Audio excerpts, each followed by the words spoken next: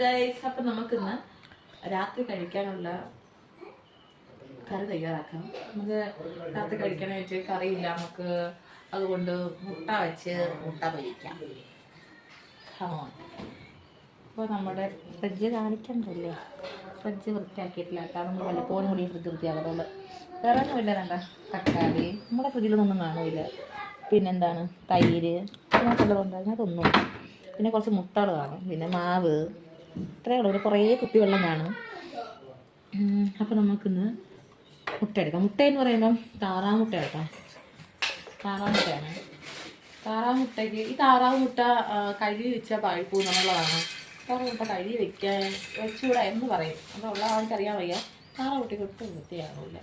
അതാണ് താറാവ് മുട്ടയുടെ പ്രത്യേകത. അപ്പം നമുക്ക് മുട്ട പൊരിക്കാം. 3 മുട്ട എടുത്തിട്ടുണ്ട്. ഇപ്പം നമുക്ക് അതിന് വേണ്ട സലാഡ് എടുക്കാം. ഉച്ചയ്ക്ക് ഇരുന്ന് 4 മണിക്ക്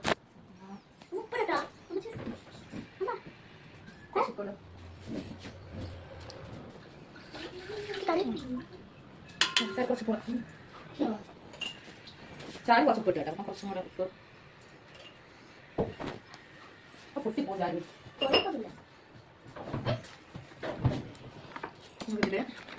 ഉള്ളി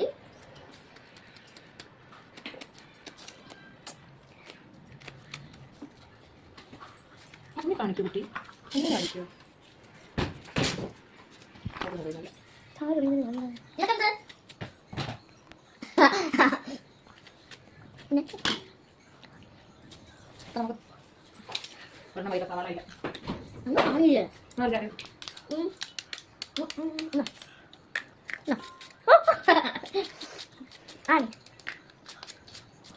പോയി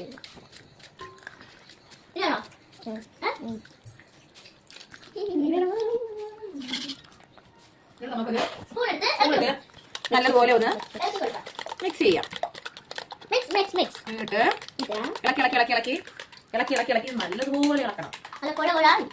ഇളക്കി നമുക്കൊരു പാൻ എടുക്കണം. പാൻ നമുക്ക് നല്ലപോലെ കഴുകണം. ഗ്യാസ് കത്തിക്കണം. ഇതങ്ങോട്ട് വെക്കണം. എന്നിട്ട് പാൻ നല്ലപോലെ ചൂടാവുന്നവരെ കാത്തിരിക്കണം. കടല കഴിക്കില്ലേ?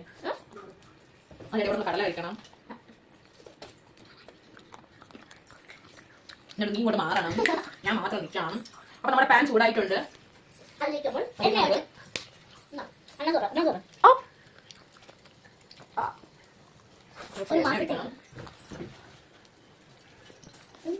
ഇതുണ്ടോ ഈ സംഭവം?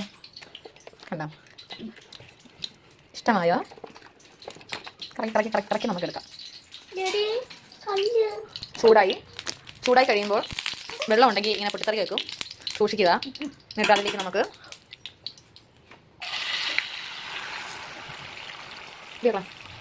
ഒന്നും കളയാൻ പാടില്ല. നല്ലതുപോലെ ഒന്നും കളയാൻ പാടില്ല. ഒന്നും വടിച്ചൊടിക്കുക. എന്നിട്ട്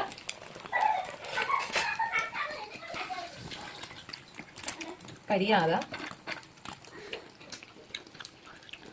ചോറും മുട്ട പൊരിച്ചതും മോര് കറി ഇളക്കാനാണ് പാട്.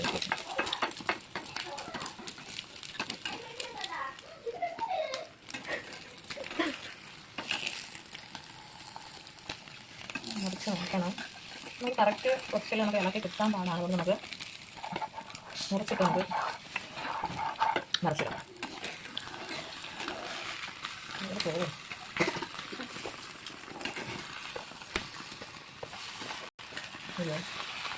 ഓക്കെ.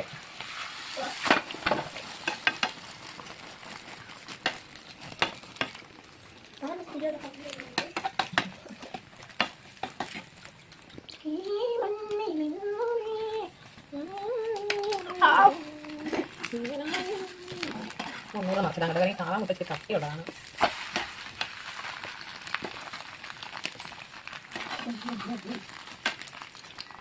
മുട്ട ആയിട്ടുണ്ട്.